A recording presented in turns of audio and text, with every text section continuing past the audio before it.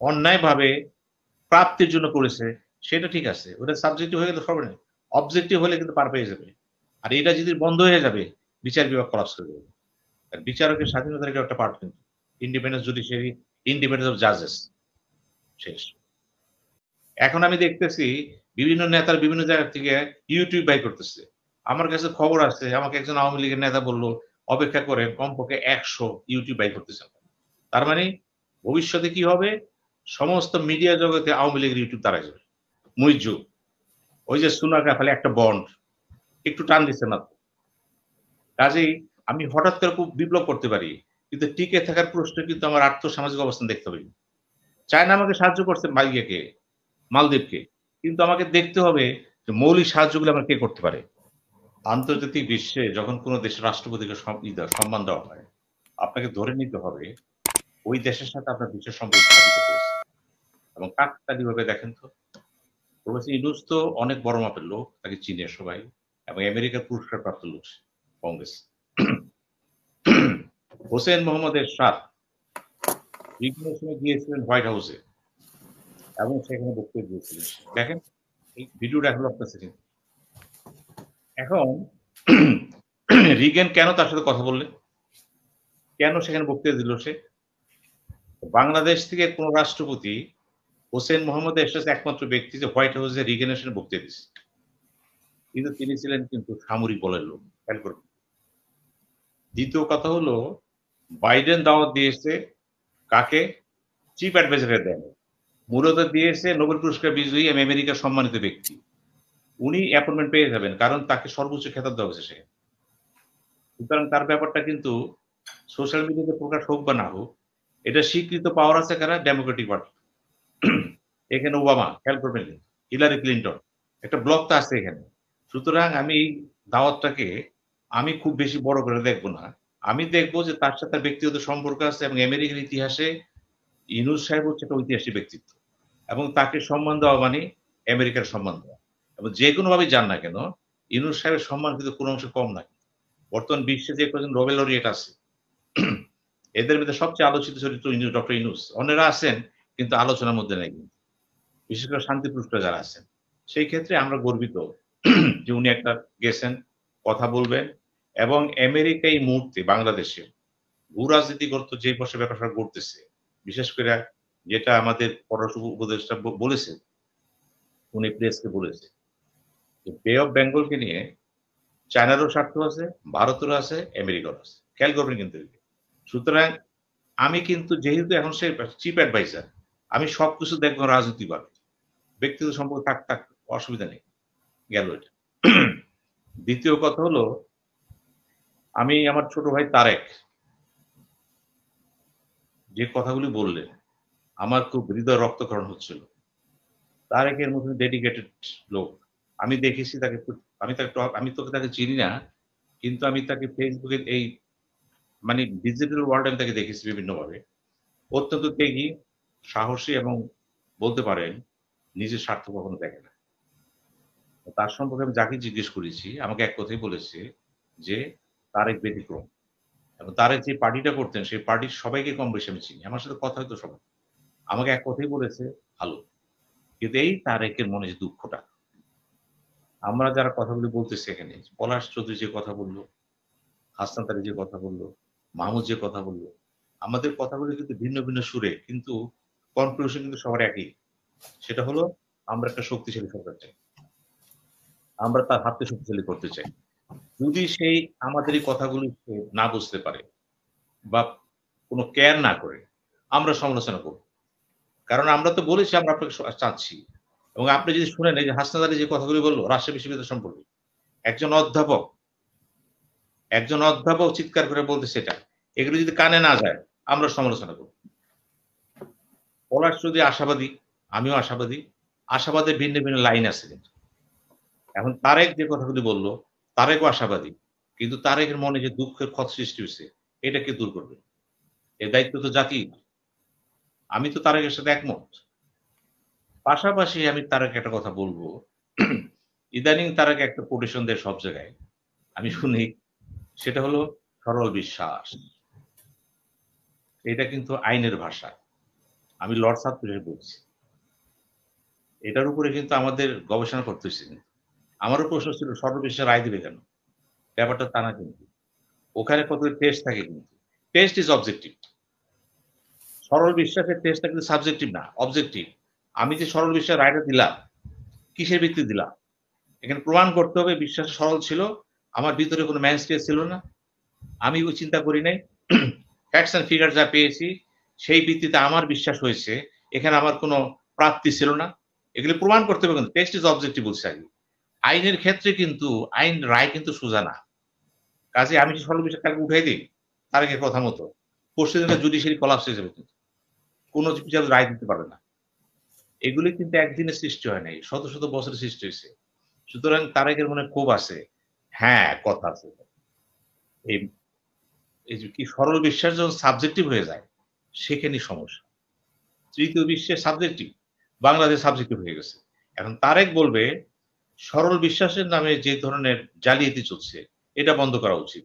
এবং তিনি বলবেন, চিফ জাস্টিসকে অনুরোধ করলাম, এই সরল বিশ্বাসে যে মিসইউজ করা হচ্ছে না হয়। সরল বিলুপ্তি তো প্রশ্ন ওঠে না। এটা থাকবে যে part and parcel of judgement.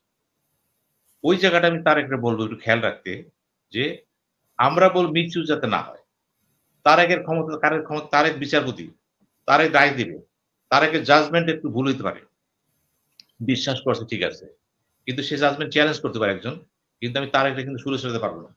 যদি প্রমাণিত হয় তারেক অন্যায়ভাবে প্রাপ্তির জন্য করেছে, সেটা ঠিক আছে। ওটা সাবজেক্টিভ হয়ে গেলে হবে না। অবজেক্টিভ হলে কিন্তু পার পেয়ে যাবে। আর এটা যদি বন্ধ হয়ে যাবে, বিচার বিভাগ কলাপস করে যাবে। আর বিচারকের স্বাধীনতার এটা একটা পার্ট কিন্তু। ইন্ডিপেন্ডেন্স জুডিশিয়ারি, ইন্ডিপেন্ডেন্স অফ জাজেস। শেষ। তারেকের কথাগুলো সার্বিক প্রেক্ষাপটে আমার কাছে মনে হচ্ছিল, আমি অনেক আগে একটা সিনেমা দেখেছিলাম, সবার উপরে, সবার উপরে। এটা পলাশ ভালো বলতে পারবে কারণ চলচ্চিত্রের সাথে জড়িত আছে। সেটা হলো ওইখানে নায়ক উত্তম কুমার, তার পিতা হচ্ছে ছবি বিশ্বাস। তো ছবি বিশ্বাস আদালত দ্বারা বলতেছে মিথ্যা বিচারের রায় শাস্তি পেয়েছে 12 বছর।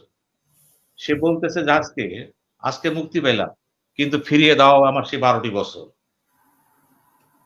এই যে বিচার হয় নাই বলে আজকে শাস্তি পেলাম, ফিরিয়ে দাও। ওই সময় কিন্তু কথা অর্থ বুঝি নাই। পরে বুঝেছি, আজকে আর বেশি বুঝলাম তারেকের কথা শুনে। তারেকের জীবনে যা কিছু চলে গেছে, চলে গেছে। সামনে আশাটা কি? তারেক কিন্তু নিরাশার ভিতরে কিন্তু আলো খুঁজতেছে এবং সে আশাবাদী। এই সরকার ভুল করলেও প্রতিবাদ করব, কিন্তু আমরা সরকারের পতন চাই না। ভুল জায়গায় সে ঠিক বলে, যেটা পররাষ্ট্রমন্ত্রী দীরু ভাই বললেন এবং যেটা হাসনাত আলী বলতে সবাই বলতেছেন। এইখানে কিন্তু আমাদের দ্বিমত নেই। দ্বিমত হচ্ছে সরকারের কর্মকাণ্ডে যে বিভ্রান্তি দেখা দিয়েছে, যে স্বজন প্রীতি ভাব দেখা দিয়েছে। আবার বলতে পারেন যে সোজা ভাষায় বলি যে, যে সরকারটা পতন হলো, এটা তো টের পাচ্ছে না। টের পাওয়া যাচ্ছে না। আমি তো আগে বলছি, আমি গত পরশু গিয়েছিলাম সচিবালয়ে আমার চাচার সাথে গেলাম। আমি গেলাম আগে। আমি সেখানে একাধিক সচিবের সাথে কথাবার্তা বললাম, পরিচিত দেখলাম সব আসলো। আমি কিন্তু একটা ভাব দেখতেছি যে সরকারটা যে পতন কখন হলো আমি বুঝতে পারতেছি না। এই যে আমি বুঝতে পারতেছি না মানে অর্থাৎ যাদের পতন হলো, যাদের পতন হলো তাদের কিন্তু তারা পতিত হয়েছে কিন্তু তাদের সমাধি হয়নি। এই যে আওয়ামী লীগের পতন হয়েছে, কথা ছিল বিপ্লবের পরে। বিপ্লবের পরে কথা ছিল আওয়ামী লীগ অন্তত ১ বছর মাথা তুলে দাঁড়াতে পারবে না। মাত্র ১৫ দিন পরেই কিন্তু মাথা তুলছে। ক্যাসেট বেরিয়ে গেছে স্বয়ং শেখ হাসিনার। এখন আমি দেখতেছি বিভিন্ন নেতার বিভিন্ন জায়গা থেকে ইউটিউব বাই করতেছে। আমার কাছে খবর আছে, আমাকে একজন আওয়ামী লীগের নেতা বলল, "অপেক্ষা করেন কমপক্ষে ১০০ ইউটিউব বাই করতেছেন।" তার মানে ভবিষ্যতে কি হবে? সমস্ত মিডিয়া জগতে আওয়ামী লীগের ইউটিউব দাঁড়ায় যাবে। তাইলে কথা কি দাঁড়ালো? এটা কেন হচ্ছে? এটা এইজন্যই হচ্ছে যেহেতু বিপ্লবের পরে একটা অবিপ্লবী সংস্কারমূলক সরকার ক্ষমতায় আসছে। যাদের হাতে বিপ্লব নিরাপদ না। ডক্টর ইউনূসই মাত্র একমাত্র শক্তি না দিতে। ইউনূস তো উপরে থাকে। মাথা। এখন মাথা দিয়ে মাথার হাত পা কি আছে? এই যে বললেন ইলিশ মাছ খাওয়াবে। যিনি বলেছেন, এখন তারে নিয়ে আসেন তো। এই ফালতু কথাটা কে আর বলছে সে? ব্যবসা-বাণিজ্য রীতি ভিন্ন কিন্তু। ট্রেড কমার্স ভিন্ন জিনিস কিন্তু। আজকে পররাষ্ট্র সচিব তো বলতেছে আমরা জয়শঙ্করের সাথে বসবো, কথা বলবো, আমরা চাবো সম্পর্ক থাকতে। আমি কথা বলেছিলাম, আজকে আবার বলতেছি। তারেকে শুনতে হবে এটা কিন্তু। ভারত বিরোধী কথা বলতে বলতে টায়ার্ড হয়ে গেছে কিন্তু সমন্বয়করা। ঘুম নাই। কিন্তু আজকে এই ভারত বিরোধী বক্তব্য দিয়েই কিন্তু দুজন সচিব উপদেষ্টা হয়েছে সমন্বয়কে। একদম তথ্য সম্প্রচার। আমি বলেছিলাম ভারতীয় সিনেমা আকাশ চলচ্চিত্রটা কিন্তু ভারতের দখলে আমাদের। এবং এই চলচ্চিত্রের যে নেগেটিভ ইম্প্যাক্ট আমাদের সমাজের উপরে অত্যন্ত ভয়ঙ্কর। তাহলে আসিফ যিনি আছেন, বললাম তোমার তো অনুরোধ রইল, হয় তুমি এই সংস্কৃতির যে অচুক্তিটা আছে বাতিল করো, অথবা ভারতকে তুমি বলো আমাদের চ্যানেল তোমাদের এখানে যাবে। যদি পারো ভালো, নাহলে আমি মনে করবো যা লাউ তাই করু। আমি কিন্তু কথাই বলি না, কথা কাজে মিল থাকছে। যারা ভারত বিরোধী কথা বলতেছে তাদের একটা অংশ হলো আমি ভারতকে ভালোবাসি, এটা এক জিনিস। আরেকটা অংশ হলো ভারত বাংলাদেশ সম্পর্কের ক্ষেত্রে আমি দেখব বাস্তবে কোথায় আমার সম্পর্কটা টিকানো যায়। এটা ভূ রাজনীতি। আমি জোর দিয়া বলে এখনো বলতেছি আমি একটা স্যান্ডউইচ কান্ট্রি, কিন্তু আমার এদিকে ঘর এদিকে ভারত, আমি মাঝখানে আছি এইভাবে স্যান্ডউইচ। বে অফ বেঙ্গল সেটাও কিন্তু ভারতেরই দিয়া, ওই যে বললেন আন্দামান নিকোবর। এই অবস্থার ভিতর দিয়ে আমার শক্তি কি? আমার জনগণ, আমার বিশ্বাস, আমার হোমোজেনিটি, এটা আমার শক্তি, আমার ন্যাশনাল পাওয়ার। আমার ন্যাশনাল পাওয়ারটা কি ডিফেন্স নির্ভরশীল? আমার ন্যাশনাল পাওয়ার কি খুবই স্ট্রং? রিসোর্স আছে কিন্তু আমার এক্সপ্লোইটেশন নাই। আমার এখন আর করতে হবে। আমার যা কিছু আছে সেগুলোকে আমার গুছাতে হবে। কিন্তু আমার ওভারঅল ন্যাশনাল পাওয়ার কিন্তু কোথায় আছে? যখন মন্ত্রী হয়ে যাবেন, ক্ষমতায় বসবেন, একদম মুখ বন্ধ হয়ে যাবে কিন্তু। ওখানে এই কথা বলতে পারবেন না, আমি ভারতকে ভালোবাসি না, আমি ভালোবাসি না। কিন্তু আপনি যে বাসেন না, আপনি বলেছেন, আমি তারেকরে বলবো এখনো। তারেক বক্তৃতা দিচ্ছে তো। অসম চুক্তি করা হয়েছে আমি জানি না। এখন সরকার তো পাওয়ার আছে। তারা এক বিপ্লবী সরকার। তারা বলে দেব অসম চুক্তি এতটা হয়েছে। আর তারাও যদি না বলে, তাহলে তারেক কোথায় যাবে? আমরা কোথায় যাব? তাহলে কেন বললেন? আমি বলেছিলাম ২৬ লক্ষ লোক ভারতের এখানে চাকরি করে। আমি বলেছিলাম আসিফ নজরুল, আপনি বলেছেন ওই ওদেরকে বেকার, আমাদের বেকার এই মুহূর্তে ২৬ লক্ষ আছে, ওদের বিদায় করেন। উত্তর নাই। তাহলে মিথ্যা তথ্য দিয়ে কিন্তু আপনি জনমত সৃষ্টি করছেন। মিথ্যা তথ্য কিন্তু সম্পর্ক বিনষ্ট করে। সঠিক তথ্য দেন, কোথায় হারছেন? কোথায়? হ্যাঁ, যেখানে শেখ হাসিনা নিজেই বলেছে, এত দিলাম কি পেলাম? মূল্যবান কথা বলছে সে। তার মানে অনেক দিয়েছি। স্বীকার করছে সে। এখন কথা হলো কোথায় দিয়েছে? চিফ অ্যাডভাইজার বলেছিলেন, যদি ভারত যদি শান্তি, আমরা শান্তি থাকলে উত্তর ভারত থাকবে, মায়ানমার থাকবে। এটা কথার কথা বলছে। এটাকে নিয়ে ফেসবুক ওয়ার্ল্ডে দেখা গেল উনি এমন কিছু বলে ফেলেছেন এটা কেউ বলেনি। এই কথা সব রাষ্ট্রপতি বলেছে। এই বঙ্গবন্ধু শুরু করে জিয়াউর রহমান, এরশাদ যারাই আছে, খালেদা জিয়া, এটা বলতে হয়েছে, এটা তো ফরেন পলিসি। কারণ এটা দিয়ে অনেকে মনে করলো আমি জয় করে ফেলেছি সব। বোকার সঙ্গে বাস করতেছেন। ভারত বাংলাদেশ সম্পর্কে কি হবে না হবে এইটার গবেষণার বিষয় আছে, কিন্তু এইভাবে রাজনৈতিক দলের কোনো গবেষণা নেই, কোনো একটি দলের কোনো গবেষণা নেই। এই ফিল্ডে কিন্তু আমি বিচরণ করি, বলতে পারেন আমি এই ফিল্ডে যথেষ্ট গভীর বিচরণ করি। আমি দেখেছি যারা কথাবার্তা বলে ফাঁকা কথা সব। আমি দেখেছি ভূ রাজনীতি বোঝে না যারা কথা বলতেছে। আমি অনেকে জিজ্ঞেস করেছিলাম ভূ রাজনীতি ব্যাখ্যা। এখন প্রশ্ন হলো এই যে উপদেষ্টা বলেছে, ফরেন উপদেষ্টা, যে বে অফ বেঙ্গল নিয়ে চায়নারও স্বার্থ আছে, ভারতের স্বার্থ আছে, আমেরিকার স্বার্থ আছে। এখন যদি আমরা টের পাই যে ভবিষ্যতে আমেরিকার অতি প্রাপ্তির কারণে, অতি সহজের কারণে তারও প্রাপ্তি আছে, কিন্তু এই এশিয়াতে তার প্রাপ্তি আছে, বঙ্গোপসাগরে আছে কিন্তু। এবং এই প্রাপ্তিটা যদি আমরা দেখি কোনো সময় ফ্লেয়ার আপ হয়ে যায়, এই তারা কি তখন বলবে মানলাম না, কারণ সেটা জাতীয়তাবাদী। এখন জাতীয়তাবাদের সংখ্যা কি? আমি যখন চেয়ারে বসে যাব, রাষ্ট্র চালাবো, আমার কাছে কিন্তু তখন বিষয়টা অন্যরকম। আমাকে কিন্তু জাতীয়, আন্তর্জাতিক, দ্বিপাক্ষিক আঞ্চলিক সম্পর্ক বজায় রাখতে হবে। আমাকে কিন্তু ব্যালেন্স করতে হবে। আমি যেমন হুইমসিক্যালি জিন্নার জিন্নার দিবস পালন করতেছি, আমি হুইমসিক্যালি পাকিস্তানের পতাকা উড়িয়ে দিচ্ছি। একবার জিজ্ঞেস করেন তো পাকিস্তানের সিলেবাসে কি বাংলাদেশের নাম আছে? ভারত পাকিস্তান যুদ্ধ। ওরা কি আমাদের মানে? ওদের কীর্তির ২৬শে মার্চ কি আমি এটা করেছি, সে এটা করেছে। এই যে মুহূর্তের মধ্যে বাঙালি চরিত্র দেখেন তো কি, আমি পাকিস্তানে কম্প্রোমাইজ করবো না তো। তারা আমাকে যা করেছে তারা স্বীকার করেনি। হ্যাঁ, তাদের সাথে সম্পর্ক ভালো, মুসলমানদের সাথে যেতে চাই, আমি চাই সম্পর্ক। এবং বলে রাখে আজকে শেখ হাসিনা প্রাইম মিনিস্টার পাকিস্তান গেছিলেন কেন? উনিও তো গেছিলেন ভারতের সাথে সম্পর্ক সমঝোতা করার জন্য, গেছিলেন তো। এই কথাটা কি ট্যাক্সিকে বলেছেন কোন আমলে? উনিও তো গিয়েছিলেন সম্পর্ক করার জন্য, কিন্তু সম্পর্কটা হয়নি। এখন পাকিস্তানের সাথে আমাদের কি হবে এটা বাড়াবাড়ি হচ্ছে কিন্তু। মানে এত বাড়াবাড়ি হচ্ছে পাকিস্তান আইকিউশন আসলে মনে হয় আমি জয় করে ফেলাইছি। আমি দেখলাম দুঃখ করে বলতেছি আমাদের প্রিয় ভাই উনি বলতেছেন পাকিস্তানের সাথে বাংলাদেশ পারমাণবিক চুক্তি হবে। চিন্তা করেন ইমোশন তো থাকতে পারে। পারমাণবিক চুক্তি হবে। আমার সে সমর্থ আছে না? পাকিস্তান ভাত পায় না সে আমার কি দিবে? অর্থনৈতিক কথা কি বুঝাবেন আমাকে? অনেকে বলে যে মালদ্বীপ মাথার মতো করবে না। তারেক মাথা নত করতে হবে না, হাত পাইতে ফেলেছে ভারতের কাছে।